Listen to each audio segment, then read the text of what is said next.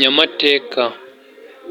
Muri aka kanya tugiye kugaruka ku mateka y'ahantu hitwa ku cya Rudahigwa mu karere ka Nyagatare. Aha hantu hari amateka menshi cyane, amateka yihariye ku buryo buri wese yifuza kuhagera ashaka kumenya uko aho hantu hateye. Nk'uko mubizi akenshi ahantu hari amateka hakunze kuba haratuye abami cyangwa barahageze cyangwa hari ikindi kintu bigeze kuhakorera.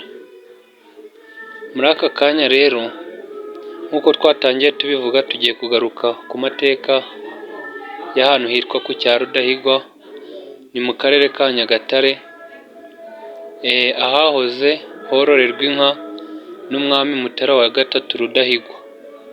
Gusa mbere na mbere wowe tugiye kubana, banza ukande subscribe niba utarayikanda, niba warayikanze kandi ukande like, wandike na comment kugira ngo ibintu birusheho kugenda neza. Nkwibutsa ko iyi channel igufasha kumenya amakuru, igufasha kumenya ibigezweho n'inama zagufasha mu buzima bwa buri munsi. Wowe ushaka kumenya ibigezweho no kunguka byinshi, kurikira iyi channel wungukiremo byinshi bidasanzwe.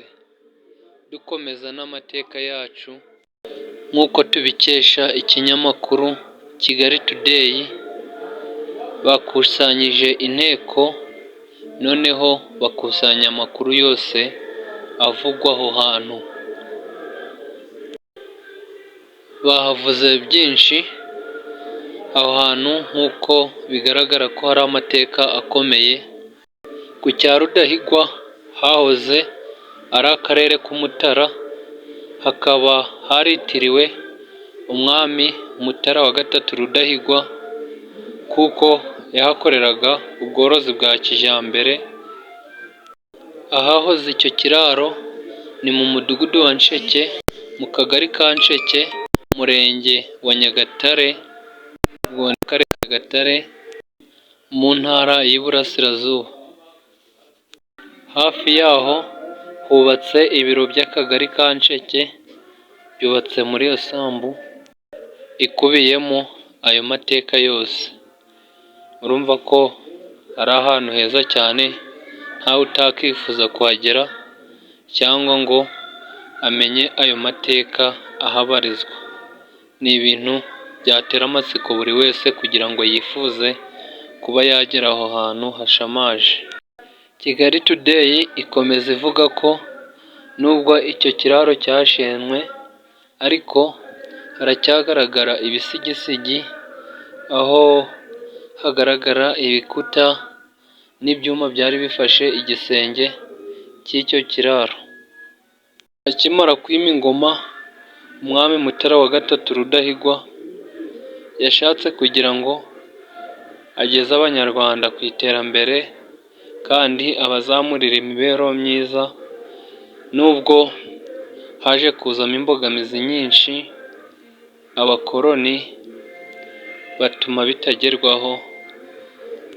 Guhera mu 1946, ariko cyane cyane nyuma y'1950 niho yatangiye gushyira mu bikorwa zimwe mu ngamba yari afite.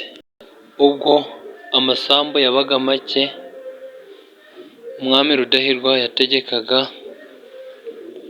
abantu korora amashyo make kugira ngo haboneke aho kororera. Mu 1949 umwami Rudahigwa yategetse ko inyambo ziva mu nzuri zikajyanwa mu Mutara, kuko ariho hari hakiri inzuri nini zo kororeramo. Icyo gihe mu Mutara hajyanwe amashyo menshi cyane arimo ubwoko bwinshi kugira ngo abe ariho babasha kuyororera yose, kuko ariho hari hari urwuri runini. Urumva ko hari ahantu hafite amateka menshi cyane akomeye cyane, aho umwami Mutara wa gatatu Rudahigwa yashakaga kugira ngo ahororere amatungo kandi akamwa cyane, ubwo ndavuga inka.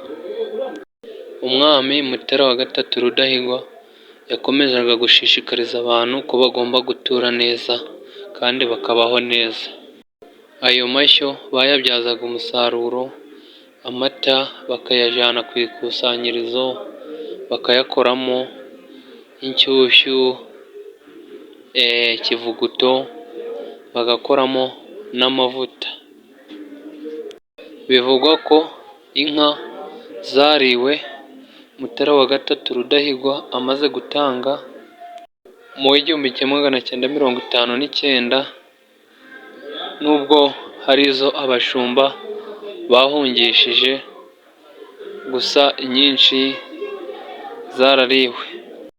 Mwakoze kunkurikira, ndabashimiye cyane, gusa wibuke gukanda subscribe kandi like, wandike na comment, nibiba na ngombwa ukore na share. Murakoze cyane, ndabakunda.